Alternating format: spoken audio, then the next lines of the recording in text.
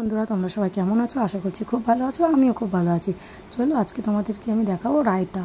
তো রায়তা আমি first time try করলাম, তো দারুণ হয়েছিল। তো দেখো আমি কিন্তু নিয়ে নিয়েছি শশার কিন্তু বীজগুলো আমি ছাড়িয়ে নিয়েছি, ওপরে যে অংশটা আমি ছাড়িয়ে নিয়েছি, দেখতেই পাচ্ছ তোমরা। এর মধ্যে আমি এখন দিয়ে দেবো কাঁচা লঙ্কার পরিমাণটা তোমরা বুঝে দিও। তো আমি একটা লঙ্কা অ্যাড করেছি। এরপরে দিয়ে দিচ্ছি আমি টক দই। তো ফার্স্ট টাইম করেছিলাম, দারুণ হয়েছিল খেতে। তো তোমরা কেমনভাবে রায়তা বানাও আমাকে কিন্তু কমেন্টে জানাতে পারো।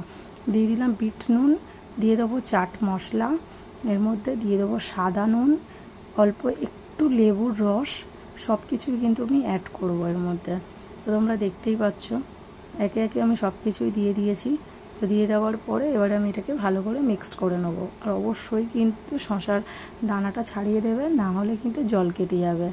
তো দেখো মাখানোর পরে কতটা সুন্দর লাগছে। তো আমি এই রকমভাবেই রায়তাটা রেডি করেছি। তো তোমরা কে কেমনভাবে রেডি করো আমাকে অবশ্যই কমেন্টে জানাতে পারো। আর বিরিয়ানির সাথে রায়তা হবে না সেটা তো একদমই ভালো লাগে না, না? বিরিয়ানি মানেই রায়তা। তো চলো আজকের মতো tata, bye bye, and take care. ভালো লাগলে লাইক কমেন্ট শেয়ার।